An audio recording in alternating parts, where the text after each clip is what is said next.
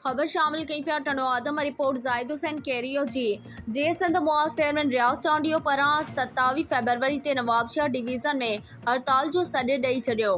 टनो आदम press club में साफ़िन सां ॻाल्हाईंदे रियाज़ चांडियो चयो त सिंधु ते धाड़ो 6 केनाल हरगिज़ क़बूल नाहिनि ऐं चयो त केनाल सिंध जे जियापे ते धाड़ो ऐं 6 करोड़ माण्हुनि खां जियापो खसण जी साज़िश आहे।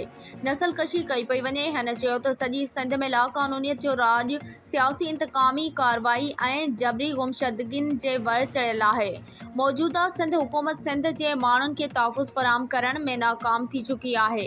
रियाज़ चांडियो चयो त मुर्तज़ा जतोई ख़िलाफ़ हिक ॿिए पोयां कूड़ा केस दाख़िल करे इंतकामी कार्रवाई जी इंतिहा कई पई वञे। हिन चयो त एडवोकेट आमिर उमरानी खे जबरी तौर गुम कयो वियो आहे। हिन चयो त समूरी सिंध खे चोरनि, लुटेरनि, पाथारीदारनि, मंशात फ़िरोशनि हवाले करे सिंध जे समूरनि इदारनि खे तबाह कयो वियो आहे। हिन अवाम खे अपील कई त हड़ताल में पंहिंजो किरदारु अदा कनि। होॾां जीअं सिंध मुआज़ जी क़यादत जे हड़ताल वारे सॾ ते मुकमल शटर बंदि रहियो।